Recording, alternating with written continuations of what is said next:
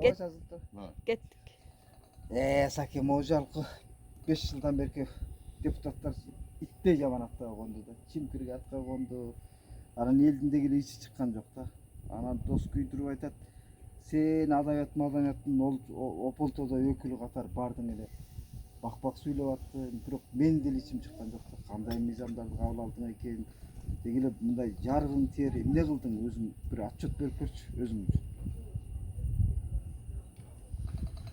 Men seni bilgenime karaganda sendeki bir nersege içim çıkan emes da ömrü. Men de içim çıkpay жүрөм.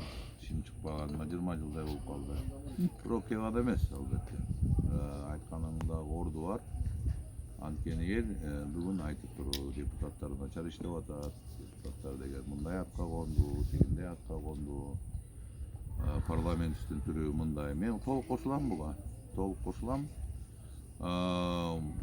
Анан негизи менин өзүмдүн сарасет салып байканыма караганда бул парламентте бизде системада көп алмаштыра турган нерселер бар экен. Ошол парламентти дагы бир башкача карап көрүп, деги эле биздин саясий максаттарыбызды калчап көрүп, деги эле биз кандай жол менен барышыбыз керек экен. Бул чийлешкен маселе. Бул менин оюмча 5 жылдын ичинде чечилип калбайт. Мен буга чейинки саясатчылардын бир жаңылыш болгон, же болбосо туура эмес болгон дегенден алыспын. Бул турмуш. Бул ушинтип бара көч түзөлөт демекчи. Биз жыгылып турабыз, улам жаңы кадам таштай беребиз. Анан өзүбүздүн мындайча айтканда жаңылыштардан үйрөнөбүз. Эми 5 жылдык нерсе бул Олжобай сен өзүң мисалы түбөлүктүүлүк жөнүндө көп сүйлөп жүрөсүң. Тарыхты да терең казып билесиң. Биздин цивилизациянын ичинде бул 5 жылдык деген бул жөн эле бир көзүрмем. Ошондуктан бирок баары бир биздин демократияга, баары бир биздин бир республиканын алга жылышына бүгүнкү өткөн сабактар дагы маанилүү.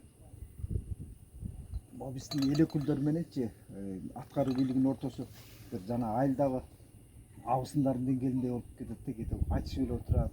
Аткаруу бийлигин такалаганга жарайт эл өкүлдөрүчү. Момундай тар жол тайгак кечүүгө келгенде парламенттик башкаруу деген норма толук аткарылбай атат да. Эмне ушуга себеп бар? Же президенттик аппарат ошончолук чоң таасир этип атабы?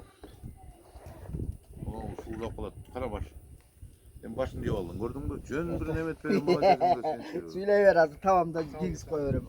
Табылды. Бул биздин ошол эле бийлик системасындагы өзүбүздүн ар өз ордубузга койбой келгенден да. Биз башынан баштап эле эки баштуу ажыдарды жаратып алганбыз.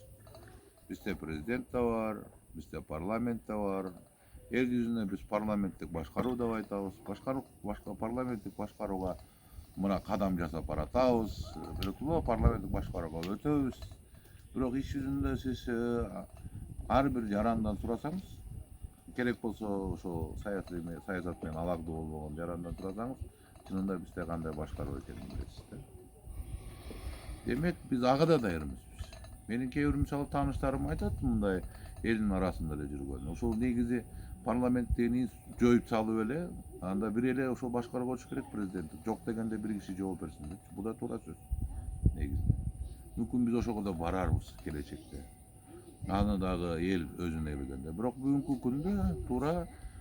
күндө саясатчылар менин оюмча өзүнө ыңгайлуу структураны түзүп алгандай сезилет да. Себеп дегенде мына парламент элдин оюн айтып атат, мүмкүн болушунча. Кайсы жерде эл мисалы какырык түкүрүккө каршы чыкса, биз какырык түкүрүктү 2 күн карайбыз парламенттен. Элдин оюн айткан болобуз, ошол убакта эле өкмөттү урушкан болобуз. Анан элде кандайдыр бир кыйынчылык жаралса, биз өкмөттү отставкага кетиребиз дагы, элди тынчтык коюп, анан кайта жаңы оюндарды баштай берген бир айлан көчөк система түзүлүп алгандай сезилет. О жаман өтүкчүнүн шылдоозу көп дегендейчи. Кээде ушундай элита деп туралы саясий топтор ошо бийлик башкаруу формасын шылтоо кылып атышпайбы? Бизде күн парламенттик башкаруу жарашпайт, президенттик деп. Деги эле ушул экөөнүн ортосундагы чындыкты кантип талдайбыз? Мен айтып элатам, эгер уксаңыз чындыкты айтып элаткандай болуп атам го сизге. Бирок бул дагы эле айтып өтөйүн, 25 жылдын ичинде биз Кыргызстанда бир укмуштуудай демократиянын үлгүсүн алып келебиз деген да өзү күлкүлүү нерсе да. Англиянын парламентинин тарыхын билесиз, канча 100 жыл болгонун. Ошол эле Рим Республикасы канча 100 жыл турганын билебиз. Адамзат башынан далай нерсени өткөздү. Ал бардыгы туура болсо биз эч жак таап албайт белек. Биз өсүү жолундабыз. Бул жаңылыштыктар, мүчүрүштүктөр кетет. Бирок ошол жаңылыштык, мүчүрүштөрдү биз батыраак басып өтсөк болот, тезирээк басып өтсөк болот. Ал үчүн бизге илим жагынан, руханий жагынан, башка жагынан өсүү керек. Ошол өсүү тармагында аракет кылып жүрөбүз.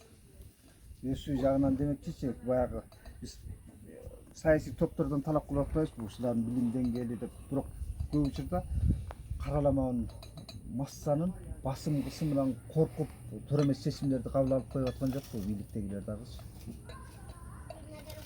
Элдин жаалынан Алдагы туура. Мен мындай деп айтар элем. Негизи элге жаккан нерсе болот, чындыкка жакында нерсе болот да, сөз болот.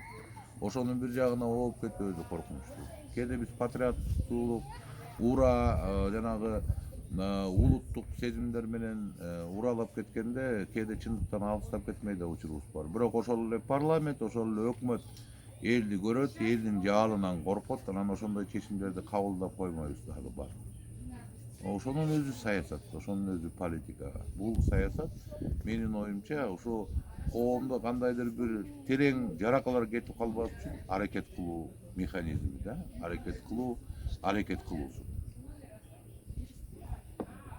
Кесебин мындай ара жолдо калган жокмун деп ойлобойсуңбу? Саясатта жок, же баягы жарым жолго таштап койгон жоксуңбу? Маданиятта жакшы бир көзгө көрүнөр нерселерди жасадың эле, индикатор болуп калганда айтыш фондун өнүккөнү, айтыш фильм, деле чыгармачыл жаатта сен мындай моралдык авторитет болуп калдың эле, духовный авторитет сыяктуу.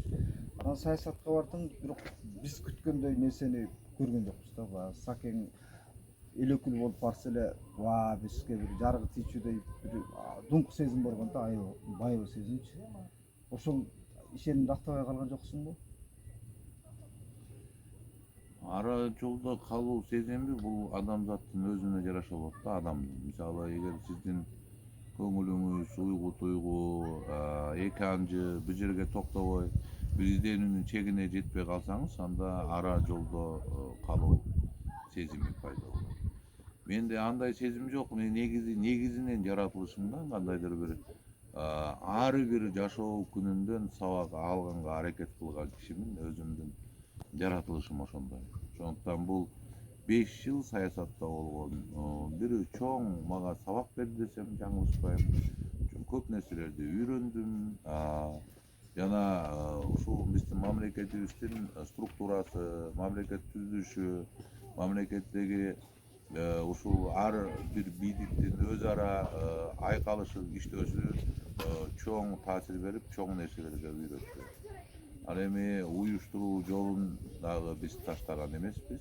Кайсы болбосун, мейли айтыш фонду болобу, мейли көптөгөн фестивалдар болобу, ошонун ичинде Лос-Анджелестеги фестиваль, ошол эле кино тармагы болобу, эч нерсе унутпай калган эмес. Мына жакында эле бүгүн күндө жаңылыкты карасаңыз, ушул мен дагы продюсерлик кылган Эмиль Атагелдиевдин Көл деген фильми Шанхай фестивалына кетип, А группасындагы абройлуу катышып жатат.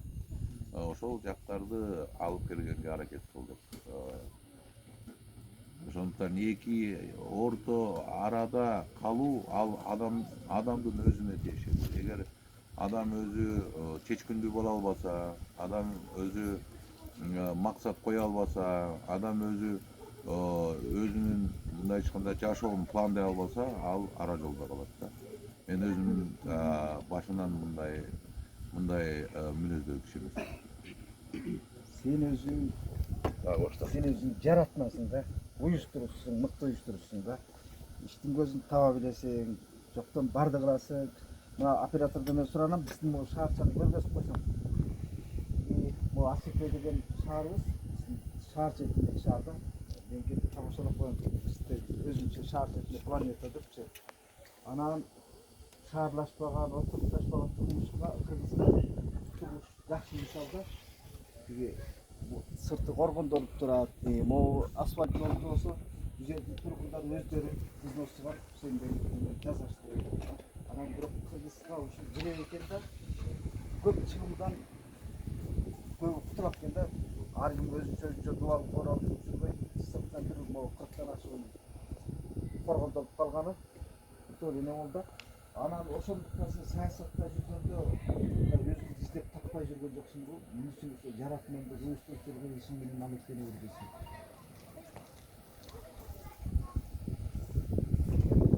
Саясаттагы бул кызык нерсе. Бул мисалы мага көп жагынан туңгуюк белгисиз нерсе болчу. Сондуктан мага өзүмө кызык болгон.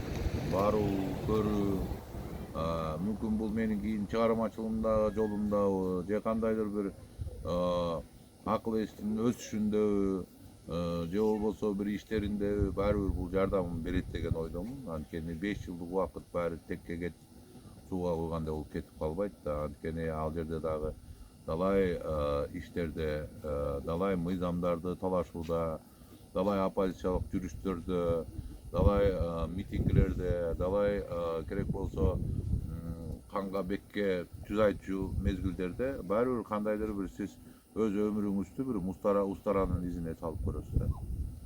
Ошонун мизине өлчөп көрөсүз. Андыктан мындай нерселер баары бир мындайча айтканда жөн эле кетип калбайт.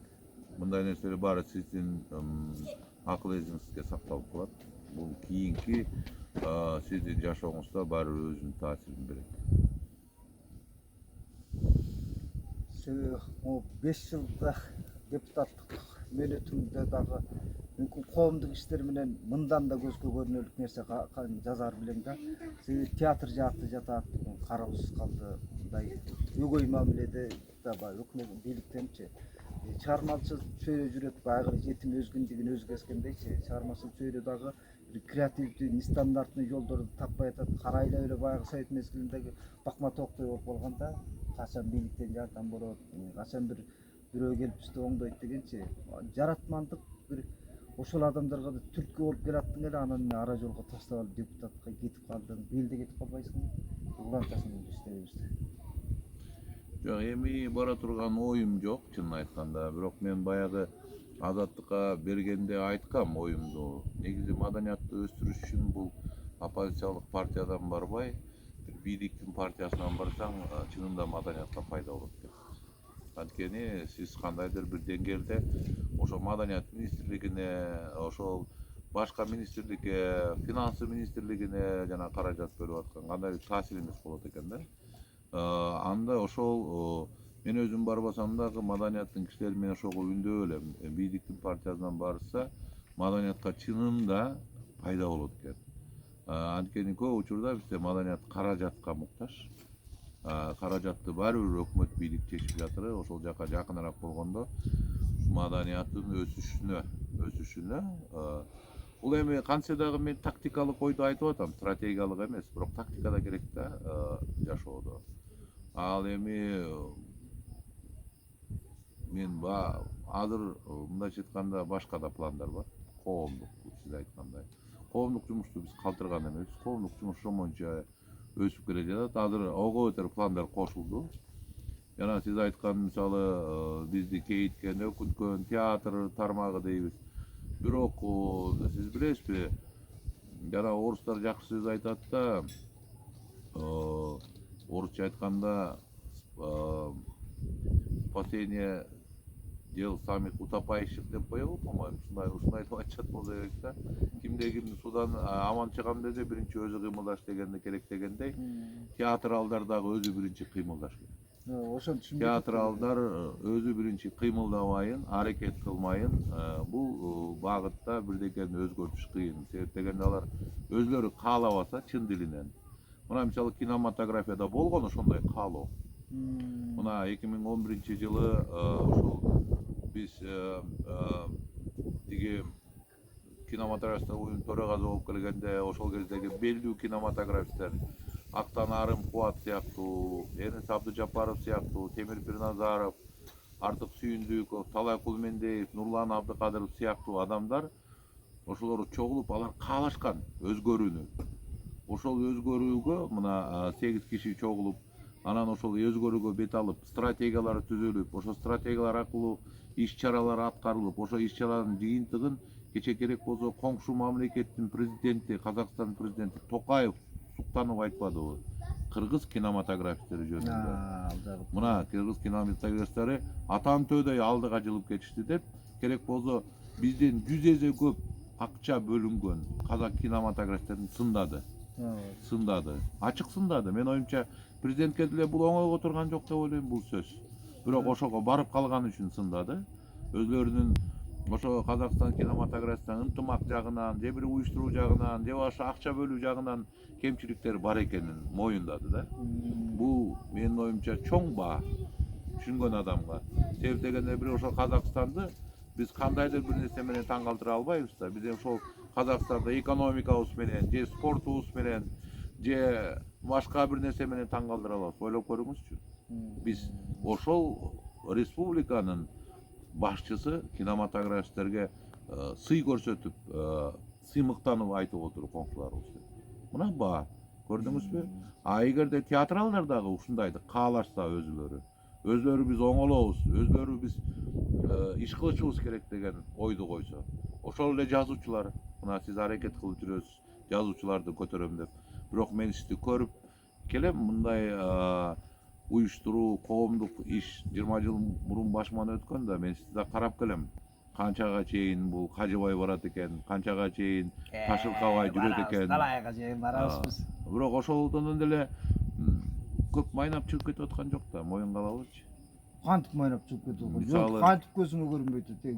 Жок, алаятта аянч болуп калды го бир ага. Мен сизге айтам, качан гана көзгө көрүнгөн топук иш болот. Эгерде сиздин ошол жардам берген жазуучуларыңыз өзүн сыйлап көчөдө тик карап басып калса, азыр алардын чөнтөгүндө андай тыйын түш элек биринчиден, азыр алар элдин урмат сыйына ээ боло элек. Ошондуктан азырынча төш кагуу эртерээк деген ойдомун. Жок, мен төш кагып аткан жокмун. Жазуучуларыбыз, акын жазуучулар мындай болуп атпайбы? Же таланты жок, же акчасы жок, же ыйманы жоктор адабият менен чайкоочулук кылып жүргөндөр толтурат, анын баарын адабияттын өкүлү деп санаганга болбойт. Анан алар үчүн дайыма ошол неме экен да, бир позитив жок экен да, жашоодочу бир жылыш жоктой. Анан алар уңулдап элге чыкса арманын айтат экен, бийлик карап айтат, коом бүтөп окуп айтармын депчи. Окуй турган муктаждык бар бүгүн жаратсачы. Биз ошол аярча түзө албай атабыз. Биз кепти эртеңкеде калтырабыз. Элде азыр интернетте маалымат деген толтура да, анан экөөсүн сөзүбүз тажап кетет да. Күнүгө кечинде салткырый ушул айдан башка чыгармачыл өкүлдөрдү дагы кепке тартсак болот.